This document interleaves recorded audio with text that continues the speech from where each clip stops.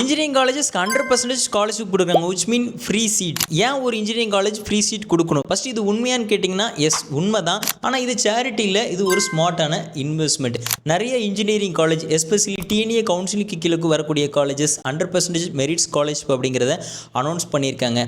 ஆனால் ஏன் recent simple high கட்டப் எடுக்கக்கூடிய ஸ்டூடெண்ட்ஸ் காலேஜுக்கு வந்தால் பிளேஸ்மெண்ட் பர்சன்டேஜ் இம்ப்ரூவ் ஆகும். Coding culture, hackathon, university ranking இது எல்லாத்துலேயுமே அதிகமாக வரும். அது நெக்ஸ்ட் இயர் அட்மிஷனுக்கு ஹெல்ப் பண்ணும். ஸோ கம்பெனிஸ் கேம்பஸ் ரெக்ரூட்மெண்ட்டுக்கு இன்ட்ரெஸ்ட் காட்டுவாங்க. ஸோ இதனால தான் காலேஜஸ் டாப் ஸ்டூடெண்ட்ஸை அட்ராக்ட் பண்ணுற மாதிரி இந்த 100% ஸ்காலர்ஷிப் கொடுக்குறாங்க.